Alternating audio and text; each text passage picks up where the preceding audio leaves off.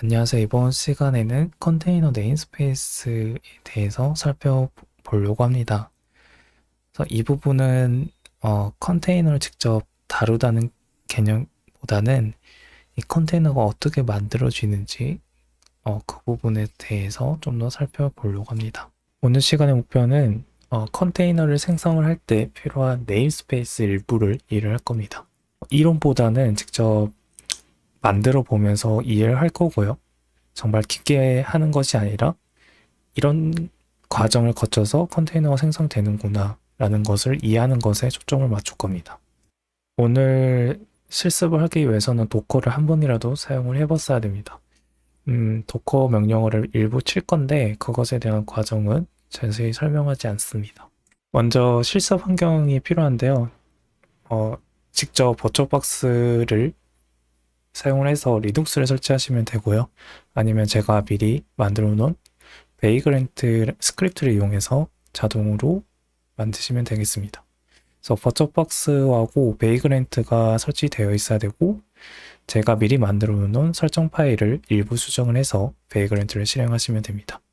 이제 잘 실행이 되면 버처박스 안에 CentOS 7 VM이 실행이 될 겁니다. 설치 방법은 제 깃허브에 있는 프로젝트를 다운로드 먼저 받으셔야 돼요. 그래서 저는 이 경로에서 git 클론으로 받도록 하겠습니다. git 클론으로 받으신 다음에 여기서 저는 비주얼 스튜디오 코드를 이용할게요. 여기서 config yam 파일이 있습니다. 그래서 config yam 파일에 수정해야 되실 부분이 이 IP 부분이 있는데요. IP는 사용하지 않는 IP를 입력을 하셔야 됩니다. 그리고 이 메모리와 CPU인데 저는 2코 4기가로 설정을 해놨고 만약에 이것도 조금 과다하다 그러신 분들은 여기서 뭐 2기가로 줄여주셔도 됩니다. 수정이 끝났다면 이제 터미널 열어서 vagrant up이라는 명령어를 치시면 됩니다. 이 vagrant up을 치는 장소는 이 vagrant 파일이 있는 곳에서 실행을 하셔야 됩니다. 저 같은 경우는 현재 이 이름으로 있는 버처박스 VM이 있어서 이라는 이름으로 수정을 해서 vagrant up을 입력을 해보도록 하겠습니다. 그래서 이렇게 입력을 하게 되면 vagrant 박스를 다운로드 받고 그 다음에 제가 만들어 놓은 스크립트를 실행을 하게 됩니다. 이 스크립트에서 보시면 파이썬 그리고 뭐 strace, htab 같은 실습에 필요한 리눅스 패키지를 설치를 하고 마지막으로 도커를 설치를 진행을 합니다. 잘 실행이 되면 complete라는 메시지가 뜨게 됩니다. 그리고 저는 이제 원격 접속이 가능하게 됩니다. 그 전에 먼저 버추얼박스를 켜보시면 지금 보다시피 도커 테스트2라는 버처 VM이 생겼죠. 그래서 저희는 여기에 원격 접속을 해보도록 할게요. 그래서 원격 접속을 IP를 적어주시고 그 다음에 vagrant 계정 이름은 vagrant 그 다음에 비밀번호 vagrant입니다. 그러면 지금 화면에 보이시는 것처럼 vagrant라는 일반 계정으로 접속이 되었습니다. 그리고 sudo라는 명령어를 이용을 하시면 루트 계정으로 전환을 하실 수 있습니다. 이렇게 실습 환경을 구성하시면 됩니다. 참고로 보시면 도커 명령어도 사용이 가능하고 tmux라는 그 터미널도 사용을 할 수 있습니다. 기타 등등 실습에 필요한 유용한 것들을 미리 설치를 해놨습니다. 실습을 하기 위해서는 여러 가지 배경 지식이 필요합니다. 그리고 대부분 리눅스 커널과 관련이 있어서 조금 어렵습니다. 그래서 제가 이 실습을 준비하면서 이해했던 것을 설명을 하도록 하겠습니다. 그래서 먼저 첫 번째로 알고 있어야 될 배경 지식은 리눅스 프로세스는 네임스페이스를 가지고 있답니다. 그래서 네임스페이스가 무엇인지에 대해서 지금 모르는 상태잖아요. 네임스페이스 같은 경우에는 리눅스 커널 리소스를 분리하는 메커니즘입니다. 그래서 리눅스 커널에 있고 이 커널 관련의 리소스가 있겠죠. 그래서 이 리소스 목록은 프로세스가 있고 그 다음에 네트워크, 그다음에 파일 시스템, 기타 등등이 있습니다.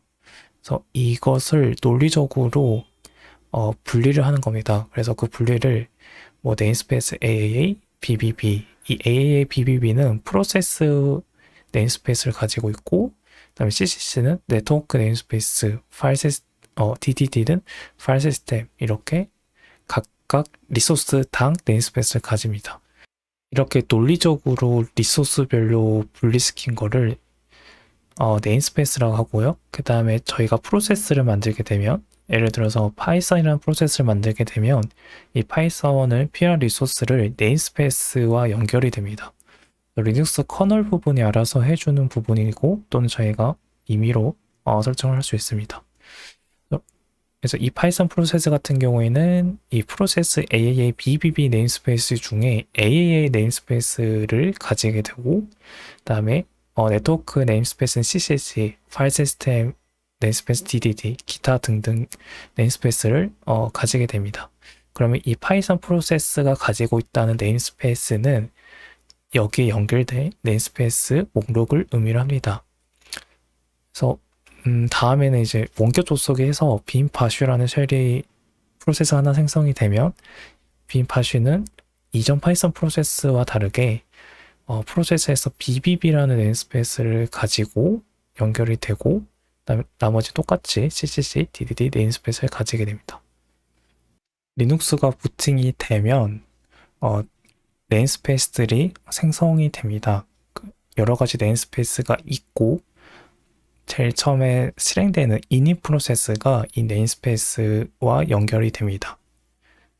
그리고 중요한 거는 저희가 대부분 실행하는 프로세스는 init 프로세스와 연결된 네임스페이스를 같이 사용을 하게 됩니다. 네임스페이스 실습을 진행을 해보도록 하겠습니다. 먼저 현재 에코 또는 달러를 표시를 하시면 현재 실행 중에 쉘 프로세스 아이디가 보입니다.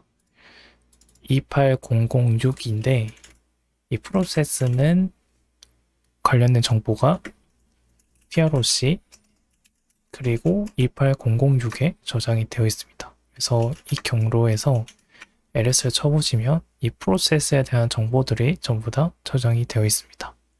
여기서 NS라는 하나의 디렉토리가 있습니다. 바로 네임스페이스에 대한 정보를 저장한 디렉토리입니다. 이 디렉토리에 가서 그 다음에 L을 눌러보시면 현재 28006이라는 프로세스가 가지고 있는 네임스페이스 번호 또는 네임스페이스 아이디가 나오게 됩니다. 그래서 네임스페이스는 총 6개 네임스페이스가 있고, 그리고 프로세스에 대한 네임스페이스는 PID입니다. 그래서 40259로 하고 시작하고 836으로 끝나죠. 발표자료에서 말씀드렸다시피 저희가 만든 프로세스는 init 프로세스가 가지고 있는 네임스페이스를 사용을 하게 됩니다. 이걸 한번 확인을 해보도록 할 거예요. 오른쪽 화면이 방금 봤던 프로세스에 대한 네임스페이스고요. 그리고 루트 네임스페이스를 확인해 보도록 하겠습니다. 루트 프로세스의 경로는 프로세스라는 디렉토리의 1번 그리고 네임스페이스의 디렉토리에 들어가시면 되겠습니다. 그리고 여기도 LL에 쳐보시면 네임스페이스 번호가 나오게 되는데요. 이게 init 프로세스에 대한 네임스페이스 아이디입니다. 그래서 여기 있는 것과 여기 오른쪽에 있는 것과 직접 비교를 해보시면 모두 다 동일한다는 것을 확인할 수 있습니다. 이때 좀 중요한 개념이 있는데요. 네임스페이스가 같다는 의미는 같은 리소스를 사용한다는 점입니다. 그래서 프로세스 네임스페이스, 네트워크 네임스페이스가 모두 init 프로세스를 지금 공유하고 있다면, 즉 같은 네임스페이스를 사용하고 있다면 서로 같은 파일을 접근할 수 있고, 서로 같은 네트워크 디바이스를 접근할 수 있고, 같은 프로세스에 대한 정보를 접근할 수 있다는 뜻입니다. 그래서 조금 어렵기 때문에 한번 실습을 해보도록 할 거예요.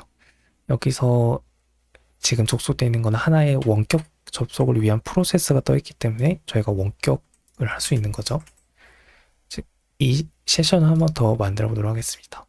그래서 원격 접속을 한 번 더 한다면 이 원격 접속을 하기 위한 프로세스가 또 떠 있겠죠. 그리고 이 새로 접속한 원격 프로세스는 init 프로세스의 네임스페이스를 그대로 사용할 겁니다. 결국은 여기 프로세스와 여기 프로세스가 같은 네임스페이스를 사용을 하게 됩니다. 그렇기 때문에 현재 홈 디렉토리에 있는 파일도 여기 새로 접속한 원격 접속 프로세스에서 LS죠? 똑같이 보이게 됩니다. 그 이유가 바로 같은 파일 시스템에 대한 네임스페이스를 사용하기 때문입니다. 그리고 PID도 같은 네임스페이스를 사용하기 때문에 프로세스에 보이는 이 파일에 대한 정보도 똑같이 보이게 됩니다. 이게 바로 그 네임스페이스에 대한 중요한 개념이에요. 그래서 조금 이따 살펴볼 거지만 실제로 도커에 대한 네임스페이스는 init 프로세스 네임스페이스를 사용하지 않습니다. 그 다음에 두 번째로 알고 계셔야 될 거는 도커 컨테이너는 리눅스 프로세스라는 점입니다. 실제로 크게 글을 보면 이 리눅스 OS 위에 컨테이너 엔진이 있고 컨테이너 엔진인 도커가 컨테이너를 만들게 됩니다. 조금 관점을 바꿔서 방금은 컨테이너 엔진에 대한 입장이거든요. 네, 이번에 리눅스 OS에 대한 입장을 살펴보도록 할게요. 리눅스 OS 입장에서는 이 컨테이너라는 리눅스 어플리케이션 하나 떠 있는 거고 이 어플리케이션이 프로세스를 만들어서 관리를 하는 개념으로 바라보시면 됩니다. 그래서 실질적으로는 컨테이너 어플리케이션, 컨테이너 프로세스들이 여러 개 떠 있는 개념입니다. 한번 실습을 진행을 해보도록 하겠습니다. 제 도커에서 우분투를 실행을 해보도록 할게요. 그래서 우분투 레이티스트 버전을 실행을 하고 그 다음에 바시쉘을 실행을 해보도록 하겠습니다. 그리고 좀 구분하기 위해서 네임을 ABCD라고 지어볼게요. 고난이 없네요. 그래서 수도 명령으로 실행을 했습니다. 그리고 이 리눅스 원격 쉘에서 peace-ef grep docker라고 치시면 지금 보다시피 아까 ABCD로 맞는 하나의 프로세스 목록이 나옵니다.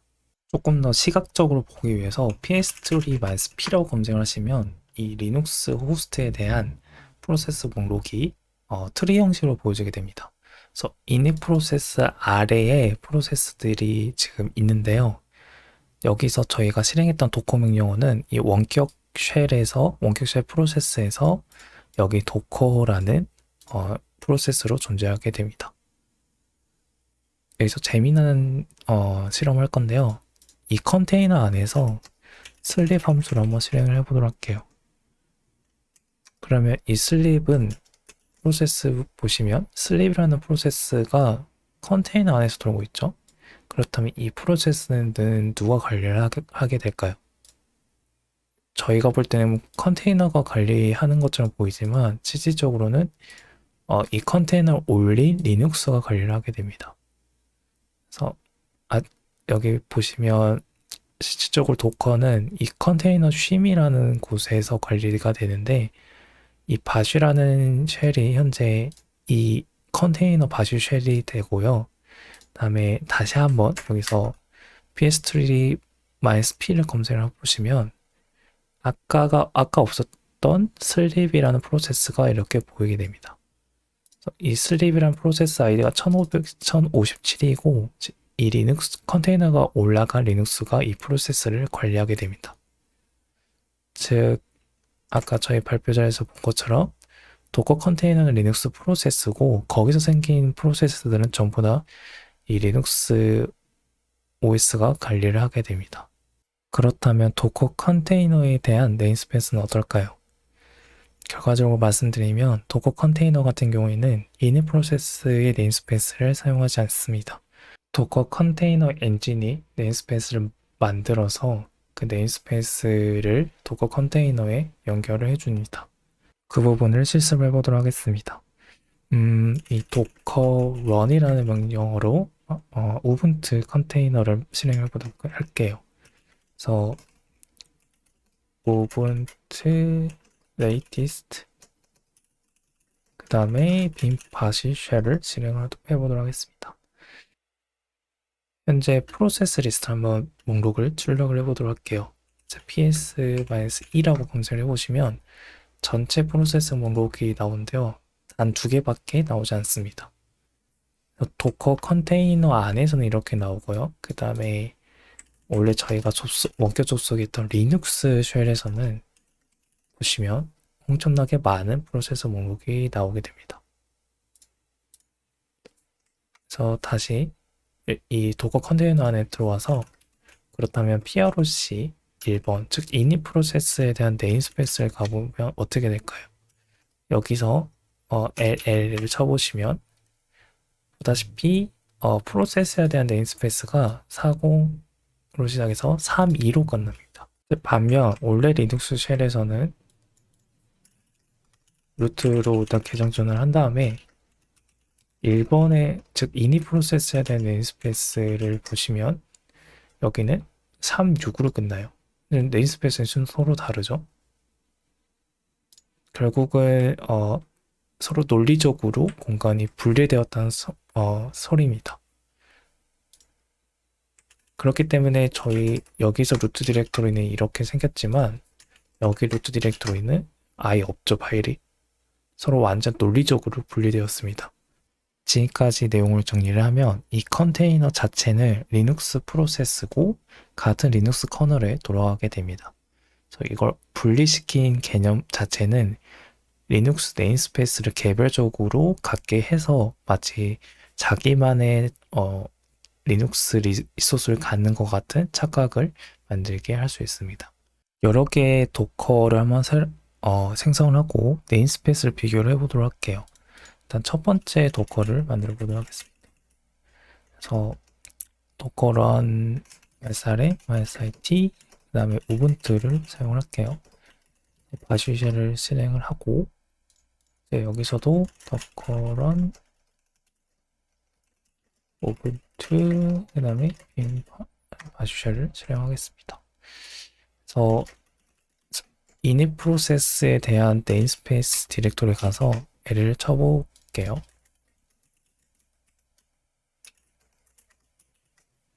이제 보시면 여기 일단 PID 네임스페이스를 보시면 261로 끝나는데 여기는 PID 네임스페이스가 132로 끝나죠. 서로 다른 네임스페이스를 가지고 있습니다. 그래서 다 다른 네임스페이스를 가진다고 생각을 하지만 실제로 같은 네임스페이스를 사용하는 것도 있어요. 보시면 유저라는 네임스페이스가 있는데 이 같은 경우에는 서로 같은 네임스페이스를 사용을 합니다. 마지막으로 이제 네임스페이스에 대한 개념을 알았으니까 어떤 종류가 있는지 간단하게 살펴보도록 할게요. 이 화면은 저희 그 PROC에 있는 네임스페이스 디렉토리에 있는 화면을 가져온 겁니다. 그래서 네트워크 그리고 파일 시스템, 프로세스, 그다음 유저 등등에 대한 네임스페이스가 있는데요. 저도 사실 이 부분은 리눅스 커널과 관계있기 때문에 깊게 알지 못합니다. 하지만 이제 기회가 된다면 다음 시간에 프로세스하고 그다음에 네트워크, 파일 시스템에 대한 네임스페이스를 과정을 직접 실습해 보려고 합니다. 끝내기 전에 잠깐 네트워크 네임스페이스 살펴보도록 할게요. 저희가 아까 만들었던 우분투에서 먼저 ap 업데이트라는 명령어를 칠게요. 여기도 똑같이 입력을 하고 조금 시간이 걸리네요. 이걸 뭘 하려고 하냐면 네트워크 툴스를 깔아서 서로 네트워크가 어떻게 다른지 좀 살펴보려고 합니다. 설치가 끝났고 여기서 apt installnet tools 깔도록 할게요. 여기서도 지금 apt installnet tools 그래서 네트워크를 봐보도록 하겠습니다. 그래서 if config를 치시면 이 이더넷 어댑터가 있는데요. 이 이더넷 어댑터는 여기 오른쪽에도 존재를 합니다. 그런데 자세히 보시면 IP가 다르죠. 왜냐하면 잘 아시겠지만 네트워크에 대한 네임스페이스가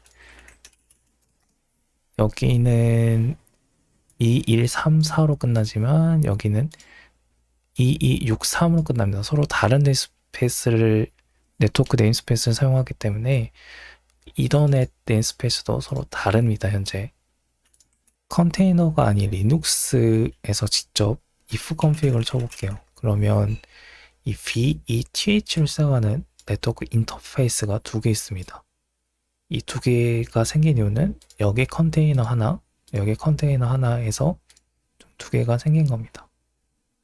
그래서 실질적으로 여기 네트워크 네임스페이스가 두 개 생성이 되었는데 그것에 해당하는 가상 네트워크 인터페이스 두 개가 생성이 된 겁니다. 또 반대로 컨테이너를 꺼볼게요. 컨테이너를 꺼보면 여기 두 개 있던 VTH 인터페이스가 어떻게 되었을까요? if config을 쳐보시면 사라졌습니다. 이 네트워크 네임스페이스를 소개해드린 이유는 쿠버네티스, 도커 등 컨테이너에서 네트워크 비중이 좀 많이 차지합니다.